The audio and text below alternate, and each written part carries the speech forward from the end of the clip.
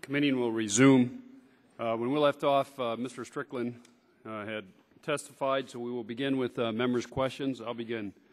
Mr. Strickland, in our first hearing on sudden unintended acceleration in Toyota vehicles, an automotive expert, Dr. Gilbert, who was mentioned a couple times today, testified before the committee about experiment he had run on Toyota cars and trucks. Dr. Gilbert reported that he had been able to induce sudden unintended acceleration without having the vehicle's computers detect a problem. In briefings with committee staff, several academics and independent engineers have described Dr. Gilbert's work as sensible, reasonable, and legitimate starting point for an investigation into potential causes of sudden unintended acceleration. These academics and engineers have discussed with the committee a variety of real-world events that could lead to this sort of resistive, Dr. Gilbert induced in his lab. But Toyota's response to Dr. Gilbert's testimony was not to investigate his work seriously. Instead, they've aggressively attacked Dr. Gilbert's credibility and motives. It's my understanding that NHTSA has taken a different approach with Dr. Gilbert and has, in fact, invited him to its testing facility so that he can discuss his work with federal officials investigating sudden unintended acceleration in Toyota vehicles and cars. Is that correct? Yes, sir, that is correct. Actually, the engineers at NHTSA have been in fairly regular conversation with Dr. Gilbert to arrange a time, and it's my understanding that Dr. Gilbert will be visiting our facility in East Liberty, Ohio, within the next 2 weeks, where he will be given access to our laboratory and our facilities to replicate his work, to discuss with our engineers and also with the NASA folks as well. His work, in addition to other experts, is very important for us to get to an answer, and we are welcoming Dr. Gilbert's participation. Okay, well, you know, Toyota has described Dr. Gilbert's work as being phony, parlor trick, words like that. I expect you would not invite Dr. Gilbert to participate unless you thought he had something to offer to this discussion. No, absolutely not. We believe that Dr. Gilbert has replicated a situation where, as you described, Mr. Chairman, that he could have an incident of unintended acceleration without there being a foul code being picked up in the ECM. That is the core of everyone's question, and we have to take his work very seriously. In last time testified, and Secretary LaHood testified, you were in the process of hiring engineers. Have NHTSA hired more engineers? We are right now in the process of recruiting several. We have our certifications out, and we're beginning the interview process. We hope to get a number of folks across electrical engineering, software engineering, and other electronics issues on board very soon. And the White House in this last week or two put out an initiative which they're trying to speed up, if you will, the hiring process. Yes, sir. From 5 months to about 5 weeks or 6 weeks. Have you found that hiring process to be a burden in trying to obtain the expertise that you need in NHTSA? We are in the process of executing through the quick hire process and the administration's reforms. We definitely appreciate these new reforms, and we are using them to advantage and try to get folks on board as quickly as we can. The normal process does require some energy, and the reforms are very helpful. Let me ask you this. Earlier this week, Toyota indicated it would recall Lexus LS vehicles. Has there been a recall issued yet? They said it might be as early as tomorrow. My understanding, sir, is that Toyota will be issuing their required documents to NHTSA on Friday. So they haven't officially announced a recall to NHTSA, but my understanding that will happen tomorrow. But they have informed NHTSA of the issue that arose in Japan and their plan of action. All right. The issue rose in Japan. I think there's about another. This is their top line of the LS. Lexus vehicles. Those vehicles were also sold here in the United States, correct? That is correct. Have you worked with NHTSA on this recall? I'm sorry, have you worked with Toyota on this recall? No, Toyota actually, their work was with the Japanese Ministry of Land, Infrastructure, and Transport, and through their work found that there was a defect regarding the steering mechanism. Once that was found, they reported to NHTSA about their plans in Japan and plan to take the same steps here in the United States, and we're working through the issues of the remedy, which I would imagine that will be announced on Friday. All right. Have you gone back through your database to see if there have been steering problems with these Lexus LS? Yes, Mr. Chairman, we have. To explain a little more fully, the vehicle population involves the Lexus LS for the, I guess, end of the model year 2009 through 2010, which is a vehicle population of 3,800 vehicles here in the United States. The Office of Defects Investigation is going through our database to see if there were similar steering issues. We have not found a complaint as of yet, but we are continuing to search the database. Even absent that, we appreciate Toyota's being forthright and taking action independent of our own work, but we are looking to make sure that if we've had a similar issue. There were only 12 of these incidents in Japan, if I'm not mistaken. Last hearing in February, when I asked the question of all the witnesses, but Mr. Lentz in particular indicated that the mats and the sticky pedal accounted for about 16% of the unattended acceleration. Have you found, has NHTSA, through its investigation, found any other cause for the other 84% of the sudden unattended acceleration that remains unexplained? We are working through several field investigations. We have 38 field investigations ongoing looking at the span of Toyota's unintended acceleration issues. We are leaving no theory unquestioned or unturned. We have found no evidence of additional causes of the defect, but that does not mean we've stopped looking. We are going to turn over every stone, not only our research ongoing with NASA and the upcoming National Academy of Sciences study, but our work is also ongoing as to any other possible issues that could be creating this fault. So we're no closer to resolving the unexplained 84% of the sudden unattended accelerations? That is correct, sir. Mr. Burgess for questions. Thank you, Mr. Chairman. Mr. Strickland, the last hearing we had, the Secretary LaHood said that Toyota had made some improvements and was going to be, and then Toyota stated they had appointed a chief quality officer. Then we had the whole issue come up with the 2010 Lexus GS 460. So did that give you an ability to evaluate Toyota's responsiveness to the problem with the Lexus as compared to their earlier responses? Yes, Mr. Burgess, it has, and I made a comment after the Lexus GX 460 recall, the Consumer Reports recall with the electronic stability control issue. I have found since I've taken office in January that Toyota has been much more responsive and independent. I don't mean to interrupt, but my time's going to run out quickly. Did the quality officer make a difference then in that environment? Well, the quality officer, I was just informed of his hiring and the change in the process. The result is we have seen better responses. Toyota's working through the organization issues, but these past two recalls have been, because I've been very happy with the responsiveness. Okay, one of the issues with Professor Gilbert's testimony last time, one of the questions that he couldn't answer when I asked was how to give us a real-world scenario of how that situation that he described to us would exist. Would it be chafing of a cable holder? How would you get the correct amount of resistance placed across the two wires? And I never really got a straightforward answer to that. In what you have seen so far, is that a question that has been satisfactorily answered in your mind?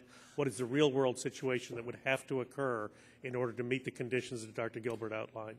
I'll definitely have my staff and my engineers get back to you after the hearing for, I guess, a more technical response. But we are inviting Dr. Gilbert out to East Liberty for him to replicate his test. So we haven't had an answer in terms of what would be the real-world situation to create this fault. But that is something that we want to talk to Dr. Gilbert about and have him replicate. And will NASA evaluate that real-world scenario also? Absolutely. And can this committee expect to see the results of that evaluation? Yes, absolutely. All of the work will be made public and provided to the committee.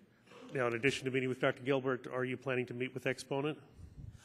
My understanding is the staff is going to be contacting Exponent. And we'll be having conversations with every expert working in this area, but we have not had a conversation with Exponent as of this point. Now, your contract with NASA states that it will provide all coordination with independent groups offering opinions on possible causes of unintended acceleration. Have any of the independent groups asked to meet with NASA? My understanding is that there's been numerous conversations with experts around the country and universities. Happy to get back to you on the record about which conversations have happened and which ones are to be scheduled. Okay. Has NHTSA or NASA refused any meetings with any particular groups? No, absolutely not. And you will make that other information available to us? Absolutely, sir. Now, and I don't have the data in front of me, unfortunately, any longer, but when you just looked at the timeline for the uncommanded acceleration and the introduction of electronic throttle control, the two seem to be superimposed events that occurred about in 2002.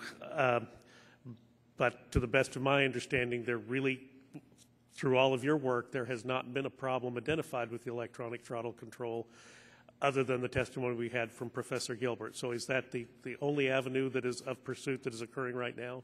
Well, we are looking at the entire Toyota fleet and regarding this issue through our field investigations. But in terms of have we found a defect regarding the electronic throttle control system from our past work, we have not at this point.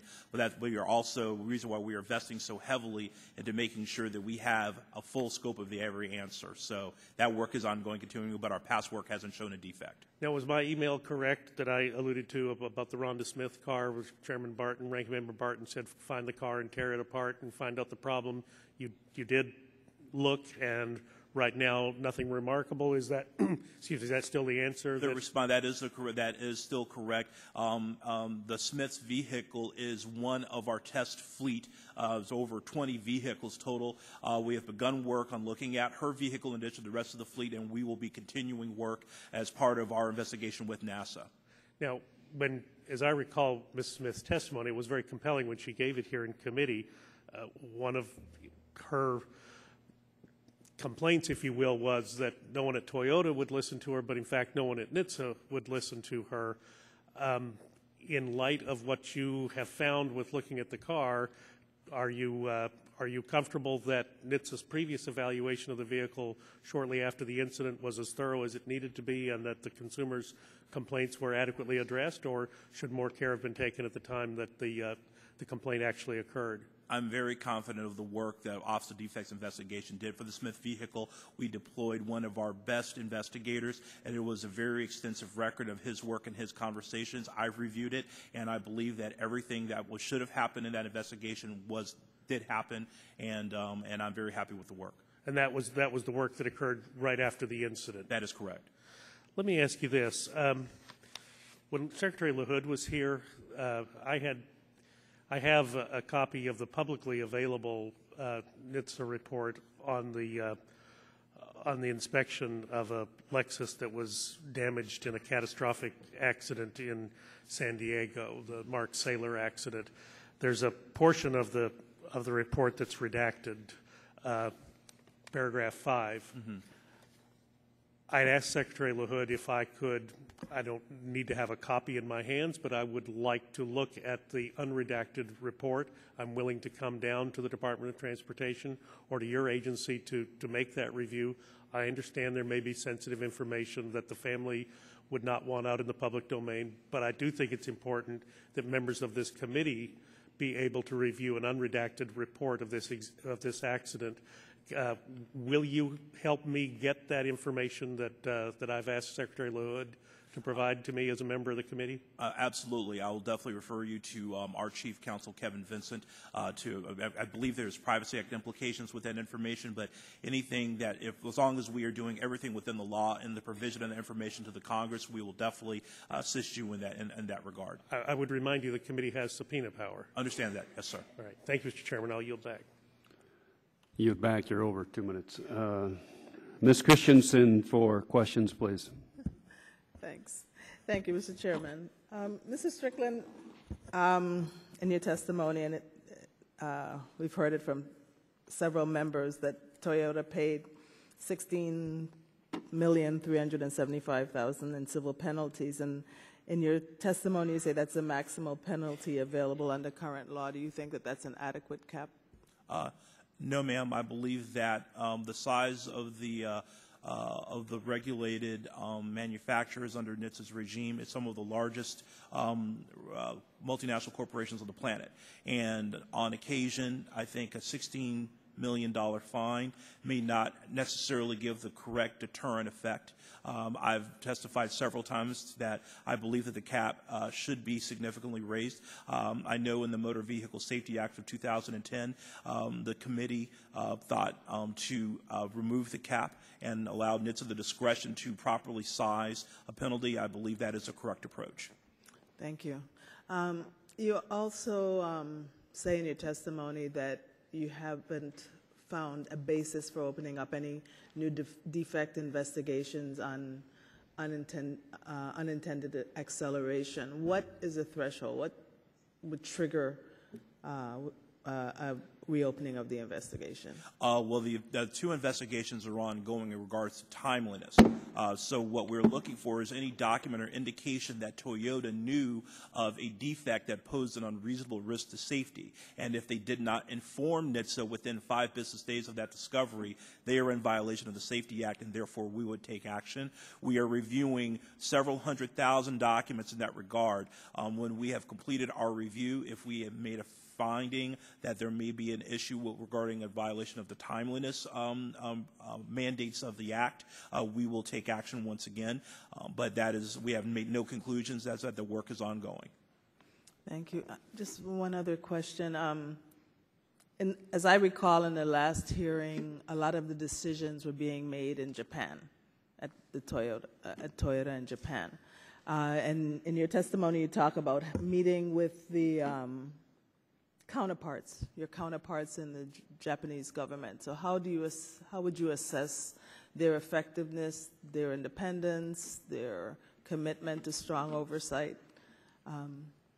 The Road Transport Bureau and the Japanese Ministry of Land, Infrastructure, and Transportation is a very vigorous agency that has a very different approach and mandate under Japanese law. They are very committed to safety. They do have a different relationship with the manufacturers. It is statutorily more collaborative than how NHTSA's relationship is with the manufacturers here in the United States. However, they are great public services, great engineers, and they do a solid job for the Japanese people in terms of making sure they create a safe environment in terms of the handling of their vehicles. But we do have different approaches. But I have every confidence that our counterparts are just as involved and just as intent upon making sure that the fleet that Toyota puts on the road is safe. Thank you. I don't have any other questions, Mr. Chairman. Thank you, Ms. Christensen. Mr. Braley for questions, please.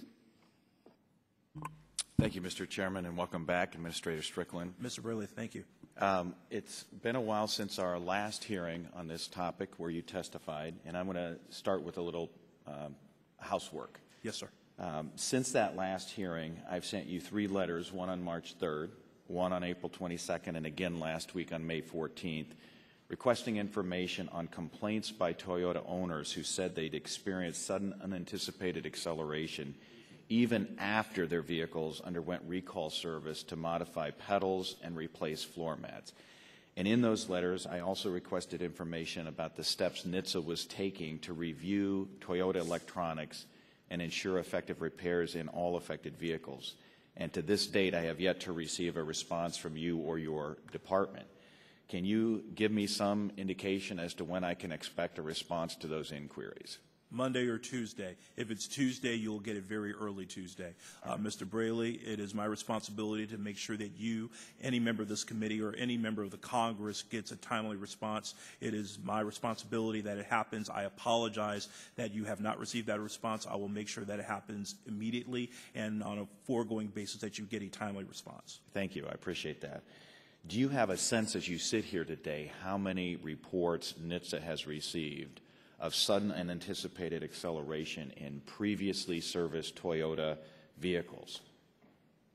We have had a number of reports, especially within the February-March timeframe period after repairs were executed. We have conducted numerous interviews and done field investigations. I'll definitely get back to you on the record with a specific number. I do know for a fact that the number of those remedy repairs complaints have markedly decreased since March. I know that our staff has worked very closely with Toyota and informed them of our findings. There were some issues with how the dealers were applying repairs and I know that Toyota made, upon our request, made several modifications to the instructions to the dealers on how they apply the remedies, and we have seen a marked decrease in the complaints. But we are continuing to making sure that the remedy is properly applied, and any consumer that is still having issues that we follow up. Are those complaints on previously serviced vehicles being forwarded to the entities such as Exponent or the NASA investigators who are looking into the potential link between an electronic problem and the issue of sudden anticipated acceleration? I can speak to Exponent getting direct access to our work or our data upon request. I mean, they were positioned as any private citizen in terms of a FOIA request or anything of that nature. We are not collaborating with Exponent. NASA is getting everything that we have in regards to our work on sudden unintended acceleration, including those remedy repair issues, and in addition to all documents from Toyota. So NASA is getting those documents. I don't know if Exponent has made a request of that. Now, have you been provided with copies of the materials that Exponent has submitted to the committee in response for requests for information about their work product in connection with this investigation? I have not, Mr. Braley, but I've been made aware of some of the responses by my staff. Were you aware that the committee has been provided with a report from Exponent that is titled Evaluation of Gilbert Demonstration? Yes, I am aware of it, sir. And that we've also been provided with a PowerPoint presentation with a similar title, Evaluation of Dr. Gilbert's Demonstration? Yes, sir. I'm aware of it. Have you seen any other reports in either a preliminary, a draft, or a final form from Exponent detailing its work analyzing the potential problem of sudden unanticipated acceleration in Toyota vehicles? No, sir, I have not. Were you aware that Exponent has billed approximately 11,000 hours of work since the beginning of this year on this particular investigation? I was not aware of that, but that is a significant amount of work. And because it is a significant amount of work, do you find it at all surprising or disturbing that the documents we have received to date from Exponent are limited specifically to the testimony of one witness who testified at our previous hearing on February 23rd? That would not be NHTSA's approach if our work plan and our work would be incredibly detailed and aspecting every minute of what we do. I would have imagined that the committee would have the same expectation of Exponent. The fact that you don't have it, I would imagine it being very troubling to the committee. All right. Thank you very much. I yield back. Mr. Waxman, for questions, please, sir. Yes, Mr. Strickland, just following up on that line of questioning, do you believe it's possible to conduct solid engineering work if you don't have a written plan for the research, you don't keep a written record of the work, which is apparently the situation with Exponent? It will be my expectation of NHTSA's engineers that we have a proper workflow plan and engineering analysis. Everything should be properly documented, and also, in terms of our work with NASA, we have to be prepared for a peer review to be conducted by our Volpe Center in Cambridge, Massachusetts. So that would be an incredibly different tact how we would execute a research plan. So I would say that that would not be my expectation if I was dealing with it on the private sector. We've learned that Toyota's Defense Council controls Exponent's work. They review everything that Exponent does, and they have the right to prevent Exponent from releasing unfavorable results. Does this concern you? Toyota is relying on Exponent to do its research, and Exponent is being directed by Toyota's Defense Council. Is this the way you think an investigation ought to be handled? Well, there's two components to, I mean, not to speak for Toyota, they can clearly speak for themselves. They're going to speak for themselves soon. But there is, preparation for a litigation, And then there's also a scientific investigation into a cause of a problem. And those could be mutually exclusive. Perhaps an exponent may be doing that additional work to deal with answering the question. But from what I have understood, all the work has been in preparation for litigation, but it is not a scientific analysis or dealing with a hypothesis of a problem. So I would say that at this point they have not fulfilled. It's part of the, I guess, the solution in terms of trying to find the answer from what you've just described. Brake override is a vehicle software technology that many auto safety experts say would address the sudden unintended acceleration. With brake override, if a driver applies both the accelerator and the brake at the same time, in most situations the car will disregard the accelerator and apply the brake. I understand that NHTSA is currently evaluating the brake override technology and is considering updating its standards to require the technology in all cars. Do you consider brake override to be a safety feature? We believe at NHTSA that safety and that brake override has huge implications for safety. It is something that we believe has great promise. We are doing our research, and we do anticipate that it could have great value to implementation in the fleet, but we have to do our work preliminarily. But yes, we consider it a safety feature. We've been told that in the course of discussing complaints of the sudden unintended acceleration with Toyota, NHTSA suggested to Toyota that Toyota retrofit some of its models with this brake override. Toyota advised the committee that it has decided to make brake override a standard feature in all of its cars for the 2011 model year forward. Toyota also told us it will upgrade the software in certain earlier models during service for other recalls. Mr. Strickland, after 2011, when Toyota is done with its retrofitting, will there be Toyotas on the road that will not have the brake override? I would imagine from your answer, sir, no, there will be some vehicles that will not have brake override.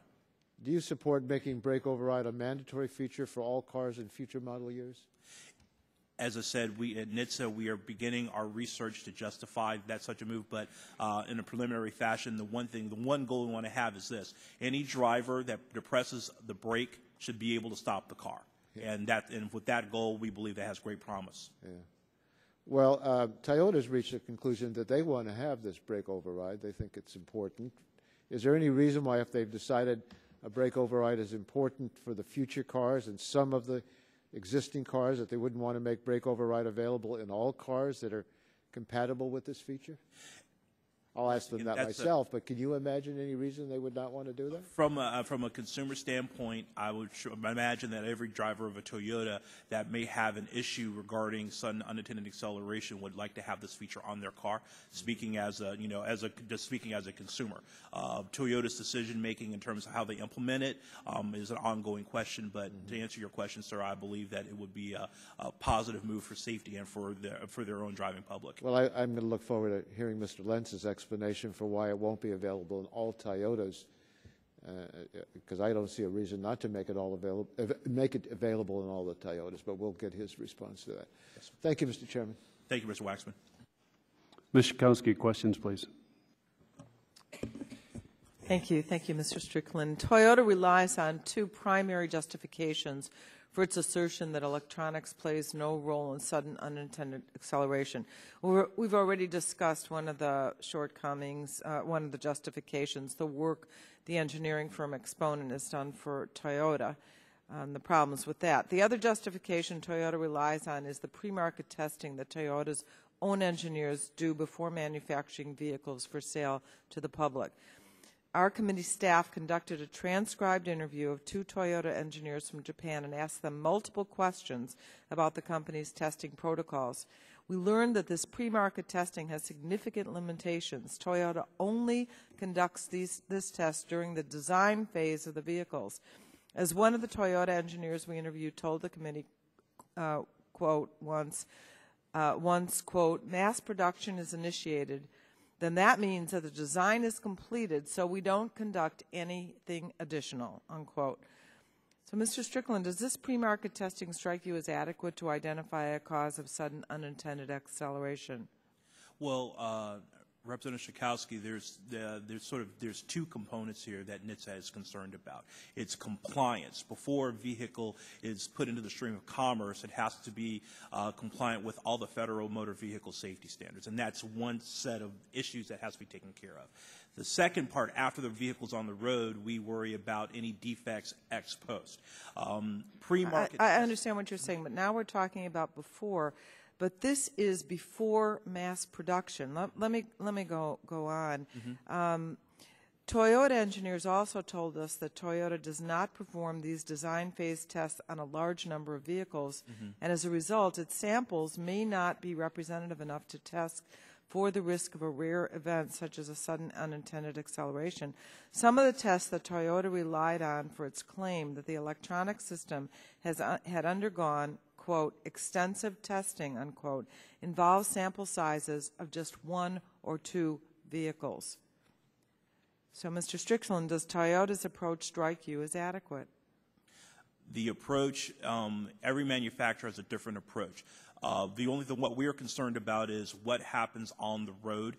No, I understand, but you said that there was a pre-market phase that you required. Is the test of 1 or 2 cars in the design phase, in your view, sufficient?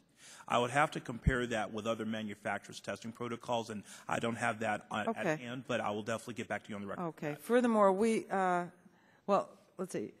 Sudden unintended acceleration occurs rarely and intermittently. Do Toyota's tests involving, I asked you that, 1 or 2 vehicles, okay.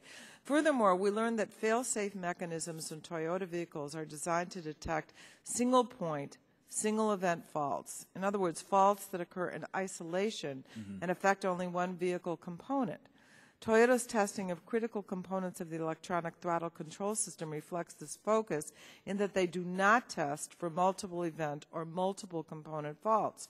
Numerous academics and independent experts told committee staff that rare multiple event faults could play a role in sudden unintended acceleration. It seems to me that Toyota should try to identify all potential faults, not just the most frequent ones, and develop tests to prevent them. So, Mr. Strickland, do you agree that Toyota should take a comprehensive approach to test for potential causes of sudden unintended acceleration? They should take a comprehensive approach. NHTSA's work with NASA is going to be a multiple fault causation study, which takes into account possible multiple intervening events which could cause this. That is our study, that is our approach, and we would have the expectation from our findings that if we do find a vehicle defect, that will be part of our response to Toyota if that's the case. But NHTSA's approach is a multi-causal analysis in how we can replicate that fault.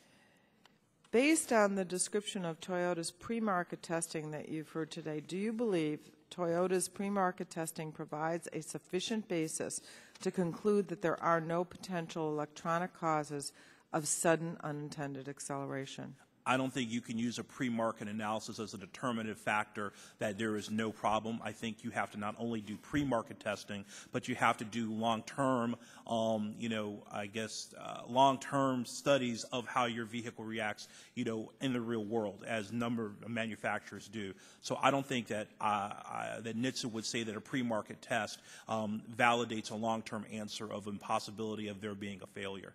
Well, I'm concerned about the pre-market testing itself, and it seems that Toyota's is not an adequate substitute for thorough testing needed to identify potential defects after manufacturing is complete, and it's time for Toyota to stop making public assurances about the infallibility of their electronic systems when they don't have comprehensive testing to back it up. Thank you, Mr. Chairman. Thank you.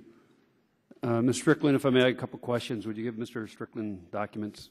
In response to some of the questions from Mr. Burgess and Chairman Waxman, a couple questions. First one is a letter dated February 22nd, 2010, sent to Secretary LaHood by myself and Mr. Waxman. And on page 4, subpart B, asks that NHTSA reopen its investigation of PE, that's preliminary examination, right, 04021, which had 37 consumer complaints on sudden unintended accelerations in the Camry, 2002, 2003 Camry, Solera, and Lexus.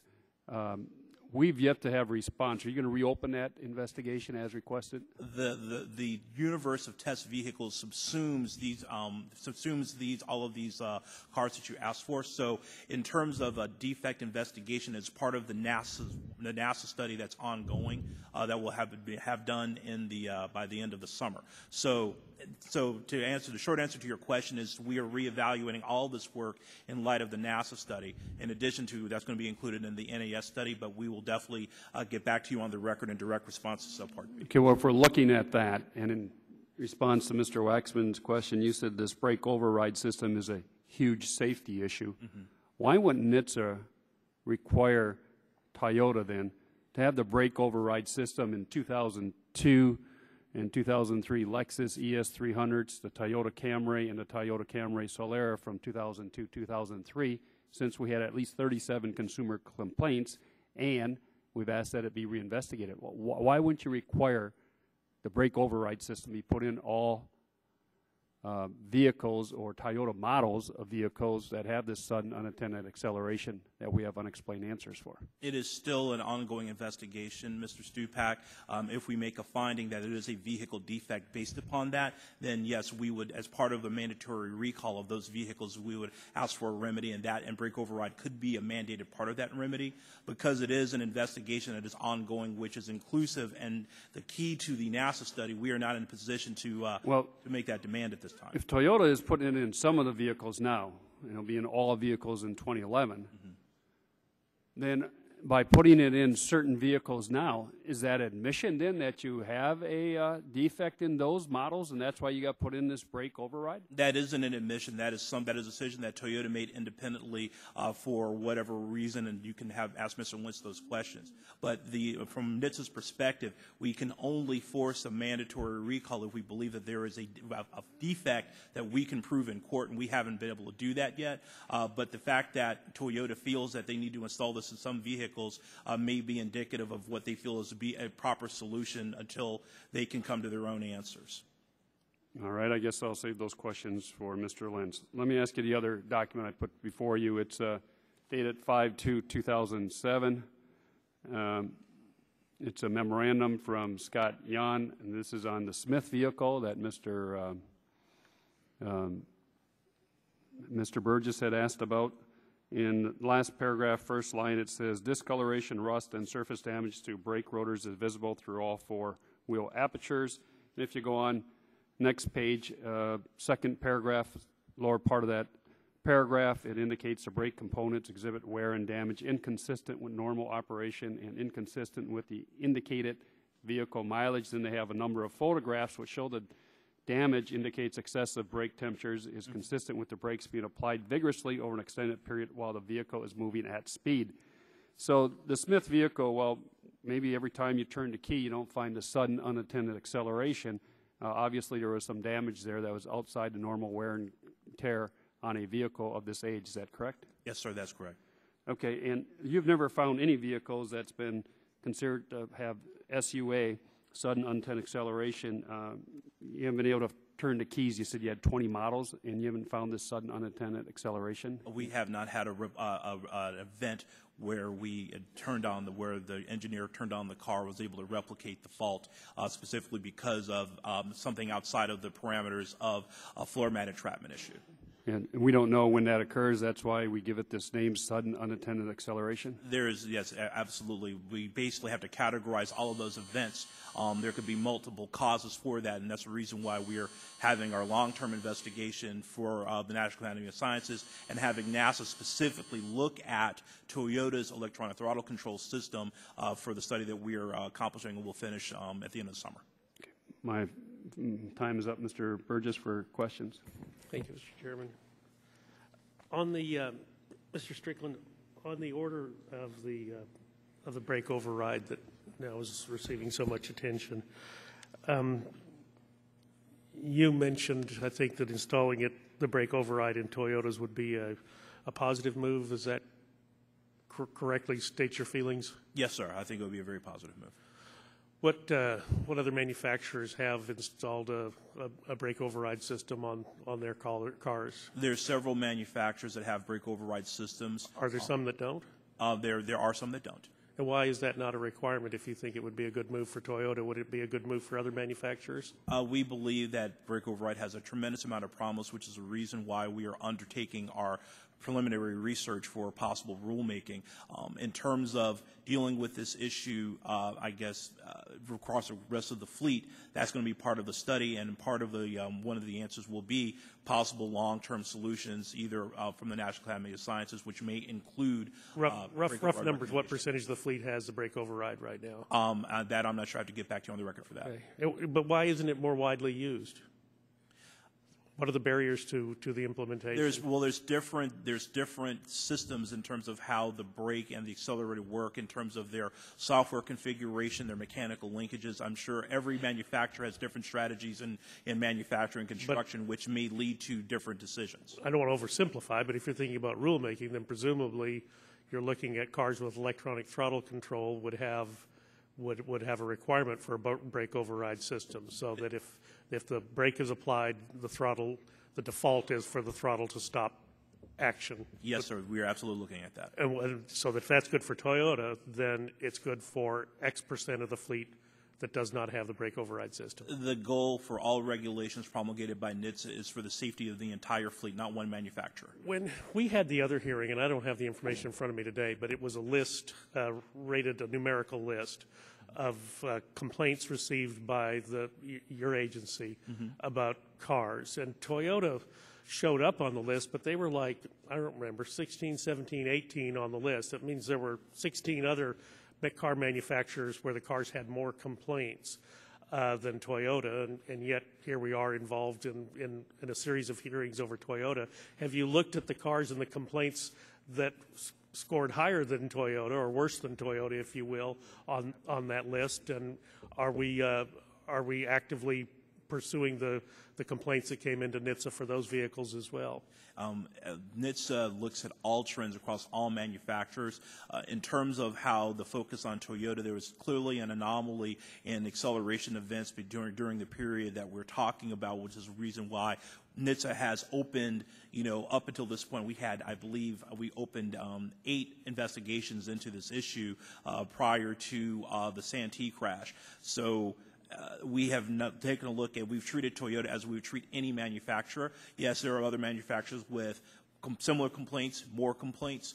We look at them and just as vigorously as we do Toyota. It's just that in terms of the actual profile and in terms of trend analysis, Toyota in this area did have a higher tendency towards the later years of the Camry run from after 2002. And was that all related to models that had the electronic throttle control? Yes, sir. Let me ask you this. Let's talk about NASA for just a minute before I run out of time. And you referred to the research plan. Have you submitted a research plan for NASA's work? That is, we will be meeting with NASA next week.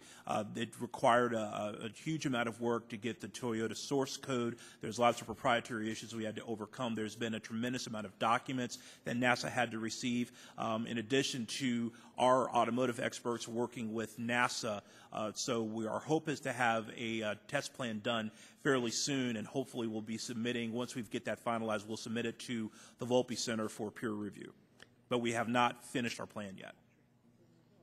So you'll submit this fault train analysis also for evaluation by this committee when you have it in hand? Absolutely. The timeline on the NASA review is for it to be completed by the end of August? That is our hope. And we don't have a plan yet, but we're going to get one. Is that correct? Yes, you will get this. So what if we get to the end of August and we haven't gotten there? What happens then? Well, we have a timeline and a goal to make sure that we have results. But, Mr. Burgess, the primary objective is to make sure that we get it right. So if it requires, but there are some issues that may take us more time, we'll update the committee about those issues as they arise. But our hope is to be done by the end of the summer. Have you got enough funding to do what you need to do? Because we, after all, have not done a budget this year. We're not going to do any appropriations till late in the year. are you going to be able to pay for the things that you need to do to get this information? We are, at the time, we are properly resourced right now. If there is any resource issues that confront us in our work, we will definitely come back to the Congress and inform them. Let the record show that NHTSA is awash in cash and needs no more money. I think that's what he just said. I won't say that, Mr. Burgess, but thank you for the implication. Thank you, Ms. Burgess. Ms. Christensen, any questions? Mr. Braley, any further follow-up questions? Mr. Braley? Yeah, Administrator Strickland, one of the things I'm curious about is the work that your agency is doing, looking at other types of analysis that are being done by manufacturers in other parts of the world, looking into the problem of evaluating electronic throttle control systems. Are you aware of any of the work that's being done by the European manufacturers in terms of education and training to analyze potential problems with those systems? Mr. Braley, I am not, but I am certain that my staff is. I'm more than happy to have them come and speak to you and your staff and get back to you on the record on any questions regarding the differences on approaches between the European Union or the Japanese or any other manufacturer. Be happy to do that, and would also encourage your staff, as part of its work on the investigation of this specific problem, to look at what's happening with those other manufacturers, what lessons they have learned, and what their safety record is on the issue of sudden unintended acceleration after those programs have been implemented. Absolutely. One of the other questions I wanted to ask you about is, throughout this process, Toyota has represented to the committee that it retained Exponent to conduct an independent investigation of the underlying causes related to these problems with sudden unintended acceleration. You've been here when we've talked about that. Yes, sir. And they've made similar representations to you. That is correct. Now, the company that they've retained to do that analysis, Exponent, do you know much about them and what they do? I am fairly familiar with the company and its prior name and the issues that it's worked on over the years. Its prior name being Failure Analysis Associates. That is correct. Are you aware of any instance where Failure Analysis Associates or Exponent has been retained to do an independent analysis on behalf of a consumer who was injured in a defective automobile? My recollection of Exponent or failure analysis work probably goes back to 1993, so that's the window that I have knowledge of. I am not aware of them doing work for an injured consumer or a victim of a product. All right, thank you. Those are all the questions I have. That concludes the questions for this witness. Administrator, thank you. For the record, I'd like to enter into the record the two documents I'd present to the Administrator on questions of February 22nd, 2010, letter from Chairman Waxman and myself to the Secretary LaHood, and also the memorandum dated May 2nd, 2007 concerning the Smith vehicle that we asked questions of. So without objection, they'll be entered in the record. Thank you, and Mr. Strickland, thank you for being here. Thank you, Mr. Chairman.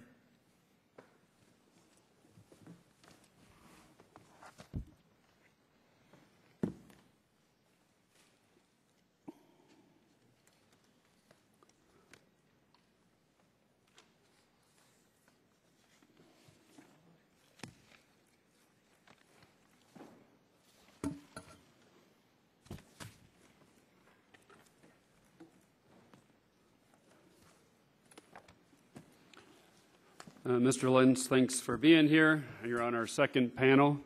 We have James E. Lentz, who is the President and Chief Operating Officer of Toyota Motor Sales USA Incorporated.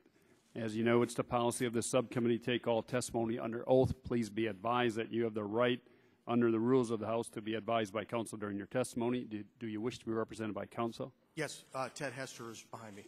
Okay, Mr. Hester is here then, and you may consult with him during any time, but if he testifies, we'll then place him under oath at the appropriate time. Thank you. So I'd ask you, please raise your right hand, take the oath. You swear or affirm the testimony you're about to give to be the truth, the whole truth, nothing but the truth, matter pending before this committee. I do. Let the record reflect the witnesses under replied in the affirmative. He is now under oath. Mr. Lentz, if you'd like to begin with an opening statement, 5 minutes. If you have a longer statement, we'll be happy to submit it for the record. Thank you. Thank you, Chairman Stupak, Ranking Member Burgess, members of the subcommittee. Thank you for inviting me here today. My name is Jim Lentz. I am the President and Chief Operating Officer of Toyota Motor Sales USA. I'm honored to return here to represent the 30,000 Americans who work for Toyota and the many thousands more from our dealerships and supplier that bring great dedication and spirit to their jobs each and every day.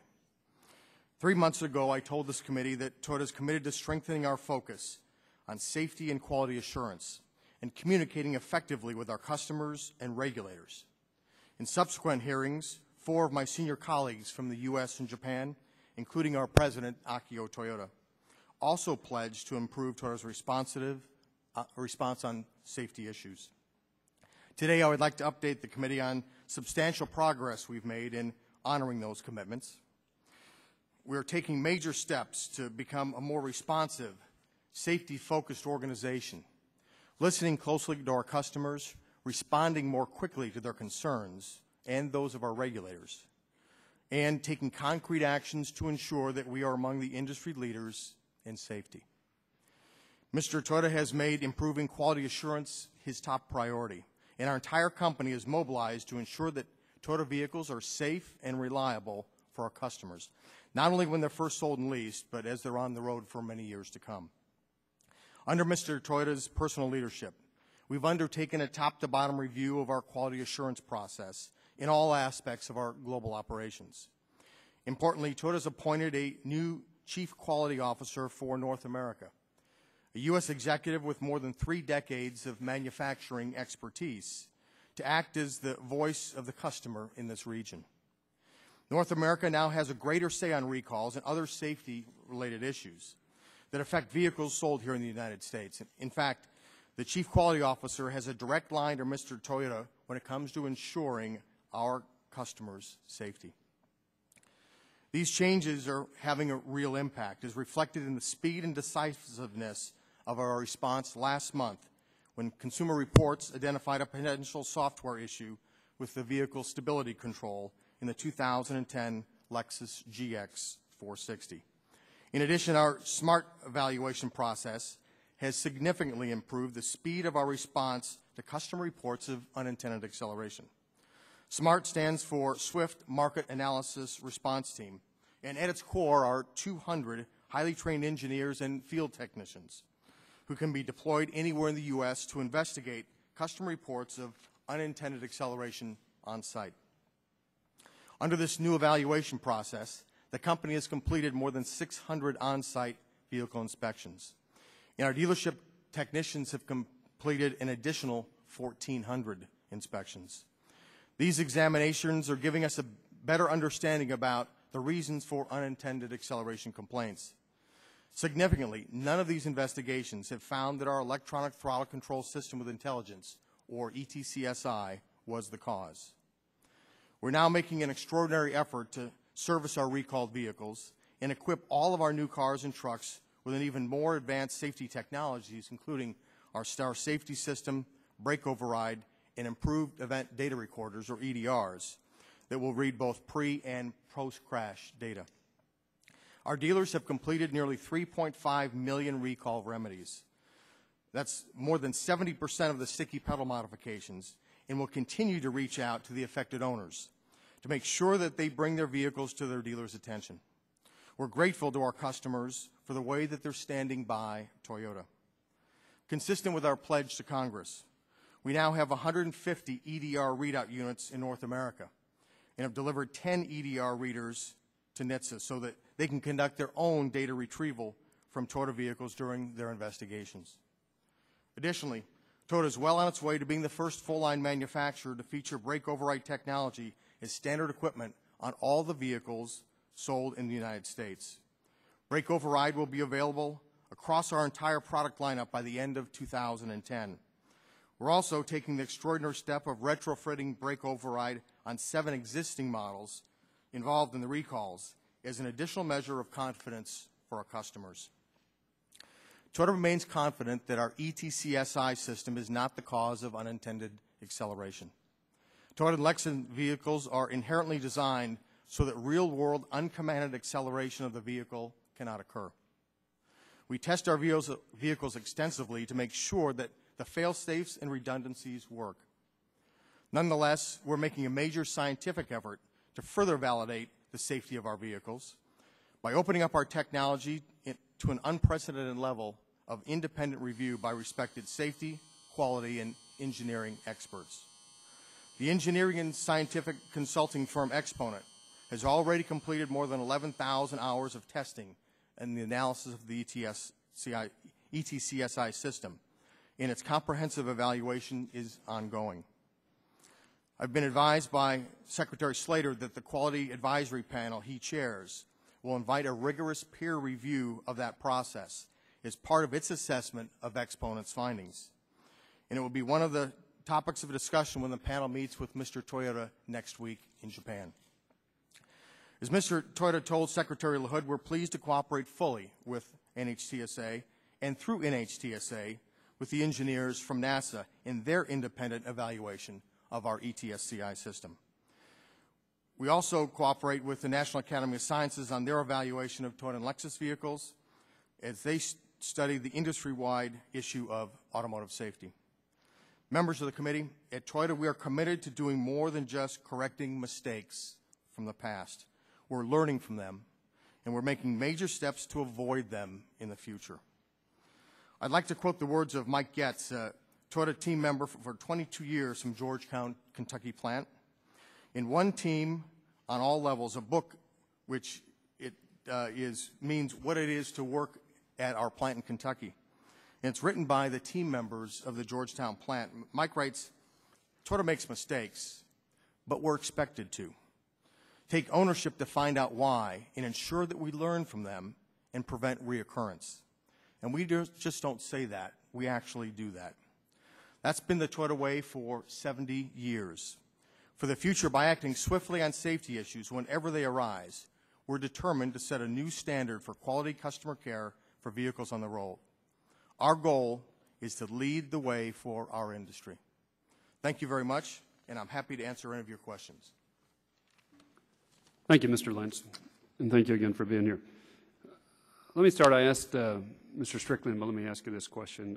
Last time you were here in February, you testified that the mats and the sticky pedal accounted for about 16% of the sudden unintended acceleration, and that's 84% of them we have no answer for.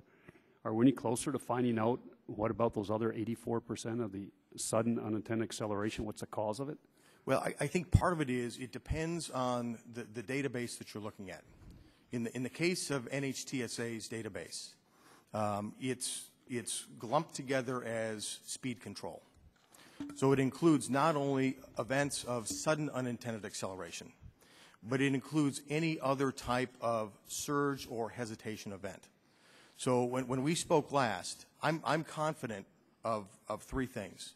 I am confident that the sticky pedal is being repaired. We're already almost 70% repaired. Correct. I am confident that we are going to be under control on the mats. I'm confident that ETS... But even if you do 100% mats, 100% sticky pedal, we still have 84% of and these were the numbers we used last time. Here's our 2,262 sudden acceleration reports since 1999, 815 crashes, 341 injuries, 19 deaths in the United States. So the 84% was from the 2262. So that means 84% of them, even if you did 100% mats, even if you did 100% sticky pedal, we still have 84% we don't have an answer for. You tell us you have 11,000 hours that Exponent has done. What did they conclude? What did those tests show? We have no reports. They won't give us any reports. So what did 11,000 hours of testing, what was it about? What was it on? What was it on electronics? Was it on computer? Was it on the microprocessors? We don't know because Exponent won't provide us the information. Well, a couple different questions in there. A lot of questions there. There are a lot of questions in there. First off, in terms of surges and hesitations, the possibility of pedal misapplication, even though we're going to do these two mechanical fixes, those are still going to exist. and they still can be reported to NHTSA as speed control because it's such a broad category. That's part of that 84% number that's in that number. In terms of Exponent and the scope of their work, they provided the committee back, I believe, around the time that I testified. An interim report, that's all we received. Interim, very, very preliminary Right. on a small portion of what they're testing. I believe yesterday they provided a second report to you all with more information, but they are testing not only vehicle electronics, they are testing EMI, they are testing everything that could possibly create unintended acceleration. Right. I guess I would agree with you, but you come and say we're doing everything, and Exponent has this open-ended ability to do what needs to be done. You testify there's 11,000 hours, and what Exponent says, and all we have is this February, it says it's important to note at this stage of our work, we neither claim to have looked at all issues nor have opined on the cause of the incidents of unintended acceleration that have been reported. We agree that further work needs to be performed before we reach such opinions, and further work is underway. And when we asked, we receive no reports. We just saying, well, work is underway. Is all this in some engineers or scientists' head? No one writes down what they're doing for 1,100 hours? How would you even pay them? I mean, we have their payment schedule, $485 for this person or that person. How in the heck do you know if you're getting anything for your money? Well, you know, I'm convinced that in the end, when we see the final report, and it is going to be made public, it will be peer-reviewed, and Secretary Slater is also going to review what's taking place. I'm confident that with what they're doing, we will see a very independent report, number one. Number two. When are we going to see a final report? I don't have an exact date. We're holding NASA to the end of August. Can we have Exponent's final report by the end of August? I don't think that they have committed to me a given date. But I will tell you this, that in the case of Exponent, you're right, I've listened to the comments in the past, that they were reporting through product liability attorneys. That changed this week. Steve St. Angelo, as we continue to expand the quality officer's job in North America, Steve St. Angelo, Exponent is now reporting to Steve St. Angelo, and all of their work will report through Steve St. Angelo. And I know we have a conference call next week, as we do every week, with the Quality Task Force. And I'm sure Steve, being from the manufacturing engineering side, he is going to demand that we have a work process with Exponent going forward. And as soon as we have that, you will have that. Well, okay, your counsel has sort of indicated that their Exponent's contract did not change at all. So is this going to be a new change that's bringing about, or is it going to be reduced to writing about who they're going to report to and how they're going to get this to your safety? A letter has already gone to Sabaya at Exponent from Steve St. Angelo. Okay. When you get a chance, would you get it to the committee, if you don't mind? Can we just see the document? Yeah, it was submitted with a written statement. Okay. All right. Let me ask you just one last question. My time's up. Is there going to be a recall tomorrow on these Lexus LS vehicles? I don't know for certain the timing. Okay, but there is going to be a recall of some of these vehicles on a steering problem, correct? Yeah, and it is because of the experience in Japan. The steering component that creates this is standard in Japan on all LSs. Right. And that's a computer-driven steering issue? It's computer-driven. Have we had any complaints here in this country about the steering on these? We have not had any complaints, but now that Japan has had the issue, we're combing through our files to see if there's anything. It's on roughly 50% of the LSs in the United States. It's not standard on all vehicles in the U.S. like it is in Japan. About 3,800 vehicles here in the United States, I think it is? Yeah, about 30. I think 2,500 that have been sold and about 1,400 that are either in dealer stock, port stock, or on the way to us that could be impacted. Okay. Mr. Burgess, for questions, please. Thank you, Mr. Chairman. Mr. Lentz, thank you for being with us again this afternoon. Chairman Stupak's opening statement made a lot of reference to polling. He didn't have any questions on it. I'm not sure that I do, But would you care to respond to some of the things that, some of the statements that were made in the opening statement by the chairman of the subcommittee? Yeah, we have the polling company of, I can't recall their name right now, but they have done polls for us for about 3 years. Benenson Strategy Group? Benenson, yes, I'm sorry. They've done polls for us for about the last 3 years. They've probably done at least 24 polls in the past. The poll that's in question was done soon after my testimony. It was done soon after the ABC expose ran about unintended acceleration. And there were questions within that that asked questions about Dr. Gilbert and about Sean Kane and about ABC. There were a lot of other questions of the things that we're measuring as well. But yes, we did do research polling about the work done by Dr. Gilbert. Can you, if it's not proprietary, can you give us an idea of the sample size, the polling sample size? I believe it was around 1,000. I may not be exact. We'll find out it was 980 or 990. Of course, you would have no reason to publicly state the fact that you're doing a poll. Typically, a company would not publicize that it's polling because that might influence the results of the poll. Is that correct? Correct. Now, have you did this in response to the ABC News piece. Is it unusual for your company to do polling related to other issues of the day that may relate to your particular industry? Well, I think it is, but I think the ABC News piece was very unusual as well.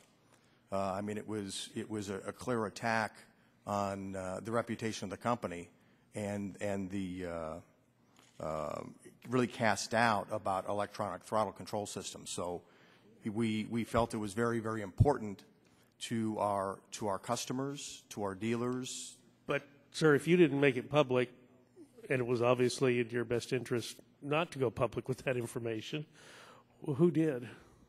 Made which public? The poll on the ABC News ABC News piece. Yeah, I don't know the answer to that. But you did not, and your company did not. Not to my knowledge, no. So it was leaked to a usually reliable source, and of course could possibly be. I don't know. I mean, at the time that we were doing that polling, we didn't know how much damage that ABC report had done to our reputation. And we were contemplating whether or not we would have to do newspaper advertising to try to explain our side. And quite frankly, the results of the polling indicated that the consumers really didn't know much about what they had said, and quite frankly, didn't care a lot about it. So we didn't end up doing anything about it. Now, you've asked your engineering firm, Exponent, to review and try to replicate the conditions that Professor Gilbert outlined to us here in the committee. Was that decision made before you commissioned the poll from the Benenson Strategy Group? That actually took place the evening before my testimony. So when we found out that ABC was running that, Exponent worked that night to see how many other vehicles they could replicate. So that would have been before the polling. And did you run any ads based on the information you retrieved from the polling data? Not that I know of. I mean, there have some of our advertising in terms of Toyota in America has been run based on some of that polling information. But to my understanding, with regard to Gilbert and Kane, I don't believe we've run anything on that. On the, we've had some talk about the brake overrides and fixes for the sudden unintended acceleration. Last fall, your company announced it would be installing a brake override on certain models. Will this cover all models of Toyotas that have been the subject of sudden unintended acceleration? The going back and retroactively installing the brake override system? Yeah, not on every single vehicle. The first cut to decide where we would put those were really on all vehicles that had the push button start-stop. So Camry, as an example, some models do. We put it across the entire Camry line. Same with IS, same with ES, same with, I believe, Avalon. We then took a second cut and took a look at, based on NHTSA's data, of high incidence of sudden acceleration. What other vehicles might we add to that for additional consumer confidence? Well, why wouldn't you just add it to all models for consumer confidence? Well, it's an additional 8 million vehicles. In some cases, some of those models, when you look at the NHTSA database, actually has a much less than average incident rate of sudden acceleration. It's not the same across all vehicles on the Toyota or Lexus side. And I think part of it is the tremendous amount of engineering resource and time that it takes to do that would be very, very difficult. You're trying to rebuild consumer confidence after a very damaging series of events the past 8 months. That does seem like it would make sense if that's the way to repair consumer confidence. Add the feature, and then none of the rest of us have to worry. Will that brake override system prevent every and all instance and type of sudden unintended acceleration? It only works if you step on the brake. Okay. Let me ask you this, if I could. Yeah, you've been very indulgent. I just want to say, at least in my part of the world, that your dealerships have done an excellent job opening early, staying late. And I've had multiple anecdotal experiences from people, my own experience with your dealership in Louisville. I think they have done very well by your company in what was a pretty tough time. They stepped up, met the challenge, and have taken it, have met it head on. So plaudits to your dealers in the North Texas area. They are doing a great job. Thank you. They're tremendous partners of ours, and they understand the value of taking care of customers. So thank you. Mr. Chairman, Chairman Waxman for questions, please. Thank you, Mr. Chairman. Mr. Lentz, I'm still confused because as I hear what you're saying, Exponent is continuing to do research for you, but they're not going to do it for the trial lawyers. They're going to do it for one of your corporate executives who will be involved. I don't think they're necessarily mutually exclusive. I think as it has evolved. Okay, so they're still doing research. Yes. And you've told them to do a comprehensive evaluation, spare no budget, yes, do everything that needs to be done. Yes. Have they completed their research? No. Okay. Now, when you were here last, they had done an interim report. That's all we had at that point. That interim report didn't tell us much, yet you and not as much you, but others from Toyota assured the American people that it is not the whole electronic system that it could possibly be the cause of the sudden acceleration. How could you be so sure about that? The only way that we can be sure, and I'm more confident today than I was in the past, is that we know that we do a lot of work and a lot of research before we put the vehicles on the road. And I know I'll have additional questions on that. As well, today, as these smart teams are going out and investigating these, we've had 600. But we were told that you were relying on Exponent's research and their conclusions.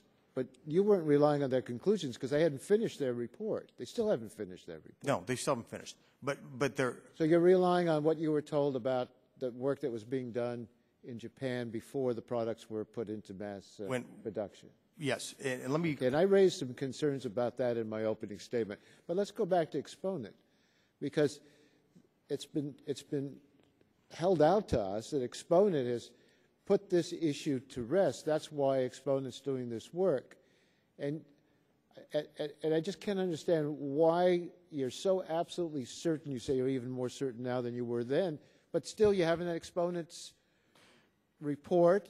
You're going to have it peer-reviewed. Why are you bothering to do all that if you're absolutely convinced based on the other work that you're doing? Because we want to ensure the public and our customers that they have the confidence that this has been reviewed independently, scientifically, peer-reviewed, even having Secretary Slater review the process. Former Secretary Slater. Yes, I'm sorry. Well, we heard from the head of NHTSA, Mr. Strickland, and he doesn't feel that he can rely on what he knows of Exponent's work. Exponent seems to be working for the lawyers. You say it's not mutually exclusive for doing work for your corporations, but everything that they've shown us by way of documents gives us no sense that they've come to any conclusion. In fact, we have no sense they're even looking at this issue because they haven't even have it on the list of things that they're evaluating. If Exponent's doing the job you described in your testimony, providing a comprehensive assessment, it presumably would be undertaking a complicated, multidisciplinary investigation involving numerous rounds of testing and analysis. But Dr. Suri told our staff that at any given time, 10 to 25 people could be working on the Toyota project, and there's no written communication among these people. There's nothing by way of any written notes. Science is what we need to have evaluated. So I just raised that issue. I still am not satisfied because you're now relying on something other than Exponent to give you that certainty. I want to ask you a different question before my time is up. And that's this question of the brake override. Why are you doing a brake override? What's the purpose of it? It's to help with added consumer confidence on our products. Is it for safety? I think for some people it could be safety. I can't speak for all the consumers to say that 100% of the consumers will see that as safety. No, not how they see it. I don't care how they see it. Is it going to make the cars safer? There are other redundancies within a car today that will make that car stop. Today, even at full throttle, full brake pressure will stop. So you don't think there's any safety need for it? I believe there is. Otherwise, we wouldn't be putting it on future models. But it does add consumer confidence. I can't tell you that every consumer... It seems to me you're saying something different here. You're saying it'll make people feel better. That's consumer confidence. But are you willing to say that it's going to make the cars safer? I can't say 100% that it necessarily makes cars safer. They're different. It's just like cars... Okay, well, as I said, it costs around $50 to do this. But you're not doing it for all your cars. You're not going back. You're retrofitting some of the cars, but not others. Why have you made that decision? Don't you feel that those who are driving less expensive Toyotas should have that sense that they have a brake override that's going to protect them? It's not a question of what people pay for their cars. We started, as I mentioned before, we started with the 4 vehicles that had push-button start. Are you going to get to the other vehicles? We then went to an additional 3 models that were high on the overall NHTSA complaint list. Are you going to get to all the other vehicles? We are not. We will not get to all the other vehicles going back. Do you have a brake override in your car? I drive a hybrid that has the equivalent of it. And my son does not in his.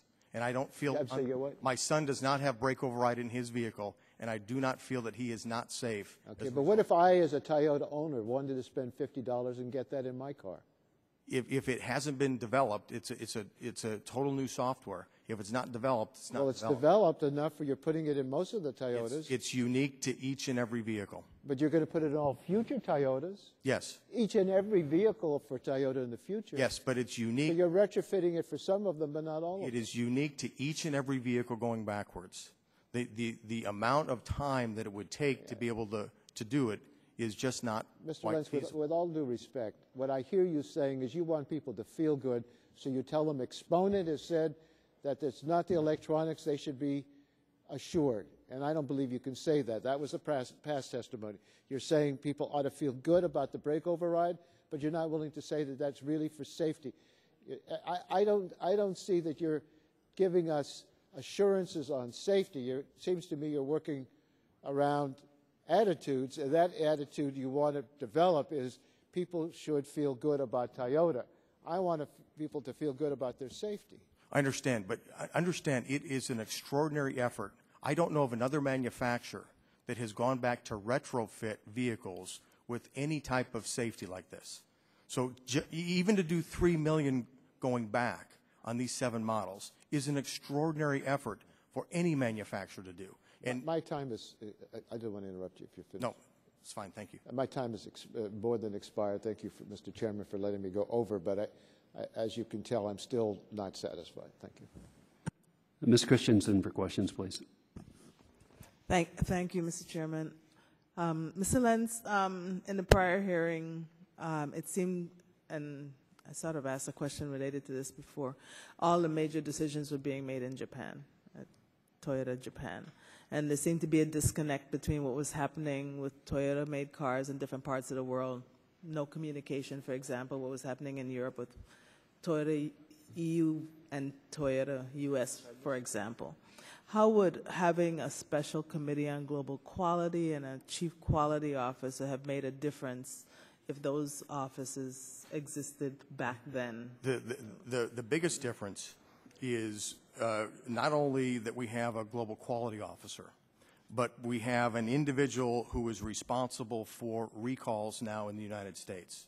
The world has been divided up now into, I believe it's 6 different regions. So Europe has a representative, China has a representative, the U.S. has a representative. They will share in all the information and all the data that's going on a global basis. So if there was... That didn't happen before. That did not happen before. The decisions were made in Japan and communicated to us. Now that information will be visible to this individual, and this individual will work with one other person in Japan to make that decision whether or not that there's a recall or not. If he's not satisfied, Steve St. Angelo has the ability to go directly to Akio Toyota and discuss the situation. So not only do we have input now, but we can go all the way to the president of the company if we're not satisfied with what that decision is. So that's very, very different than before. Okay. And you have the North America Quality Advisory Panel. They're appointed and paid by Toyota? Yes. Mr. Slater was initially suggested by Toyota, and he basically handpicked the rest of the representatives on that committee. So, I mean, other than relying on the high respect that we have for the stewardship and the integrity of Rodney Slater, who may not always be, I mean, for any number of reasons he could leave, how do we ensure that there's adequate independence in this advisory panel? You know, I think you have to look at the results of what happens over the next few years.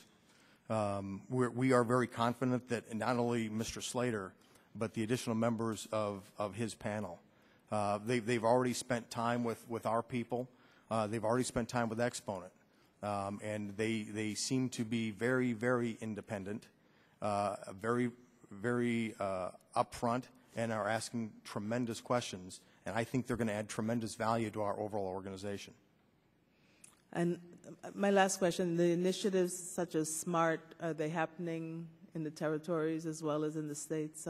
We have a big Toyota market in the Virgin Islands. Yeah, I can't tell you specifically in the Virgin Islands. Our SMART team has not been requested to go. But after your comments today, I'm going to make sure that Japan understands if they need technical expertise, we will give them that assistance. I know on the engineering side, from the TEMA side, that they do cover the Caribbean. Our SMART team does not, outside of Puerto Rico, which is under TMS control. Okay, well, Puerto Rico covers the U.S. Virgin Islands. Okay. Thank you. Thank you. Mr. Braley for questions. Thank you. Mr. Lentz, welcome back. Thank you. I want to explore in a little more detail Toyota's relationship with Exponent. When you appeared before the subcommittee on February 23rd of 2010, you submitted a written statement. Do you remember that? Yes. And on page 2 of your written statement, you said, "We asked Exponent in December, a world-class engineering and scientific consulting firm, to conduct a comprehensive independent analysis of our electronic throttle control system with an unlimited budget." Do you recall making that statement? Yes, sir. And at the conclusion of that hearing, I requested a copy of any documents that would verify the nature of the relationship between Toyota and Exponent. And in response to that request, we received from your attorneys, King and Spalding, a copy of a document listed as Attachment A, which we'll put up on the screen and which you have in front of you. And this is an agreement dated December 7th, 2009 between Joel Smith at Bowman and Brook Law Firm in Columbia, South Carolina, with Exponent. Would you agree with that? Yes. And under the term subject, it says Toyota class actions. You see that? Yes. You know what a class action is. Yes, sir. It's a group of claims against a manufacturer that have been accumulated for the purpose of pursuing relief. Did I state that correctly? Yes. And then in the first paragraph, it says, Dear Joel, and then it outlines the scope of services under the agreement. It says, our scope of services is anticipated to include engineering consulting services related to class actions filed against Toyota. Do you see that? Yes. And you would agree that class actions filed against Toyota are separate and distinct from an independent analysis of what's causing this problem.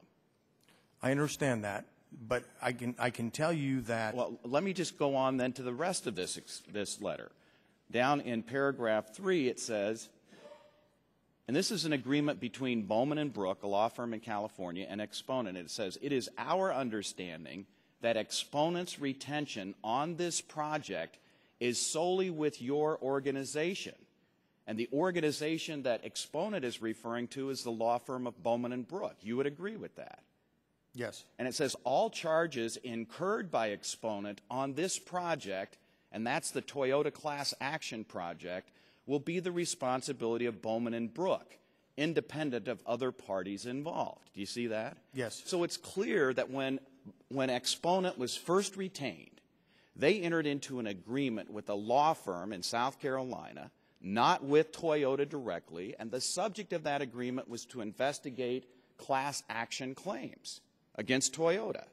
I understand. Correct? And we heard from Administrator Strickland, and he put this in perspective when he said there is preparation for litigation and there is scientific analysis consisting of a detailed analysis of the cause of a problem and eliminating it. You would agree there's a distinction. I don't know that for certain. Well, let's look at it, because we also received in Attachment D a summary of what Exponent had been paid by Toyota over the years.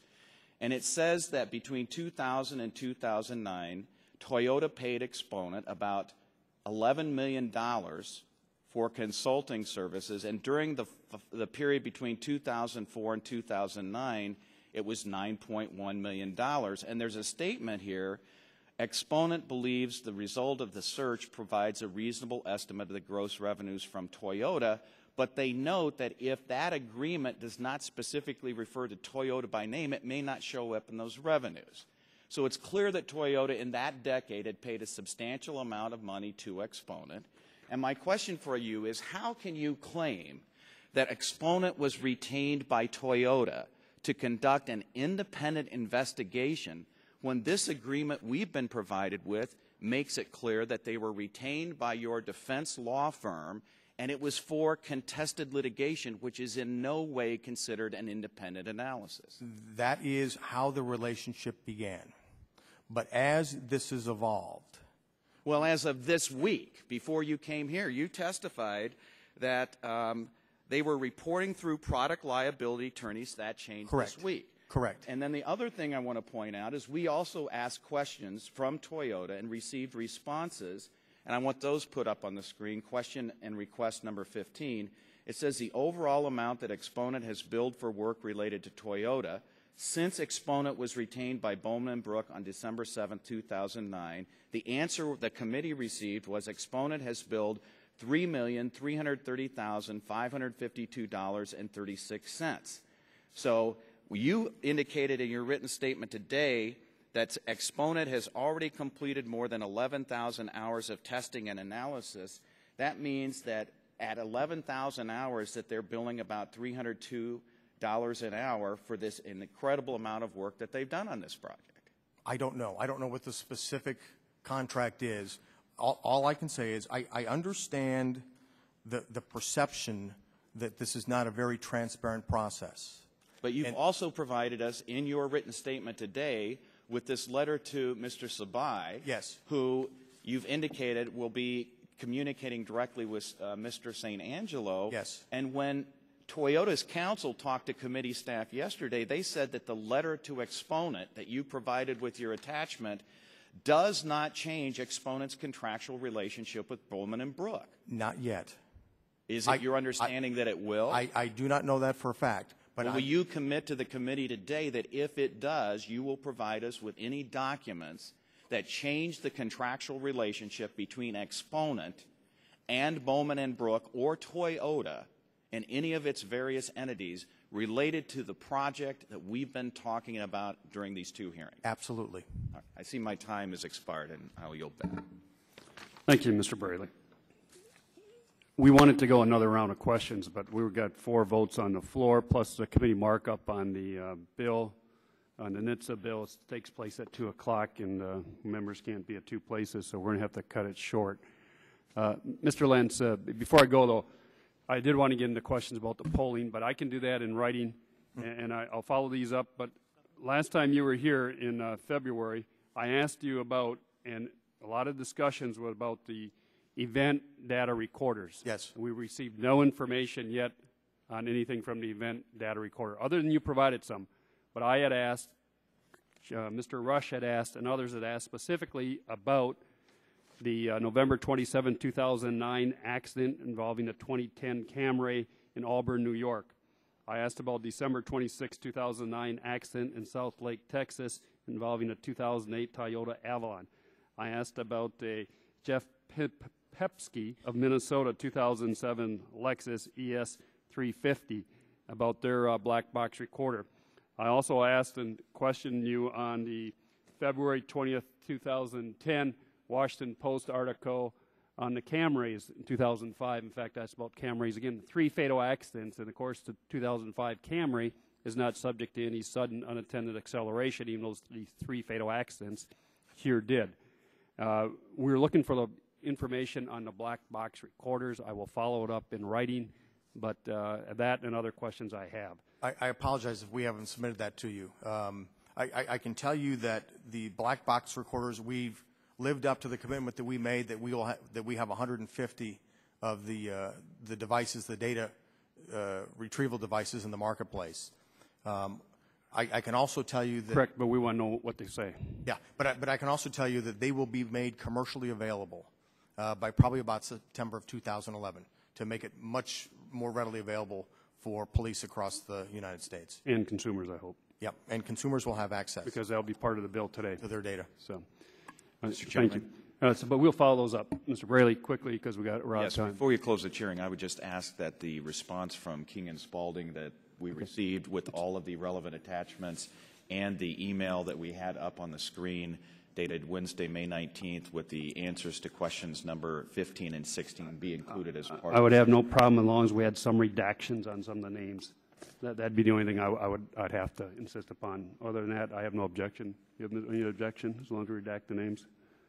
I have a question for the chairman why we would redact names that have been provided in response to an official request. Because that's been our policy in the past. If they're not subject to it, the names of those individuals, those engineers by Exponent, their names don't need to be in the public record.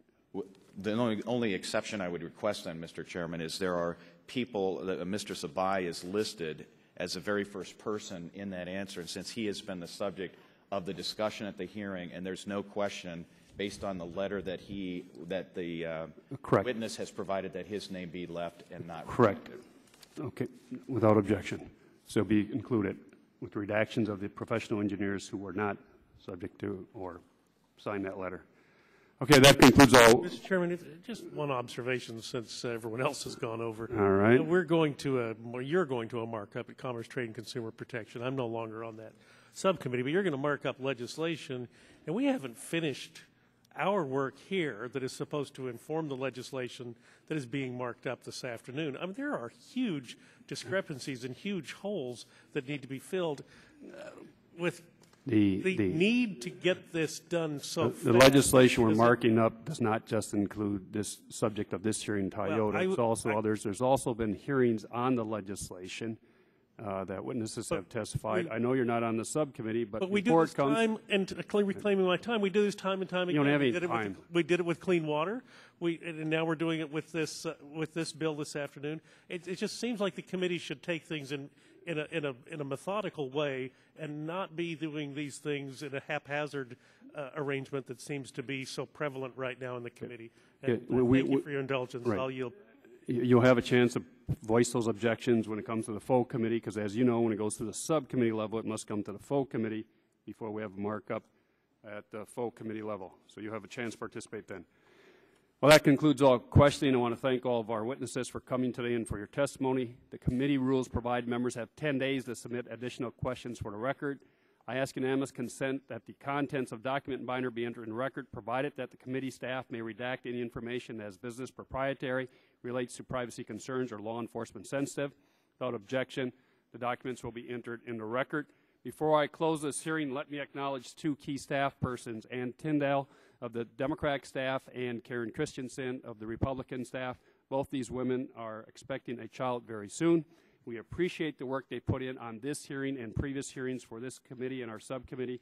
We wish them well in the coming days and weeks ahead as they transition from work exhaustion to childbirth exhaustion. That will conclude our hearing. The meeting of this subcommittee is adjourned. Thank you.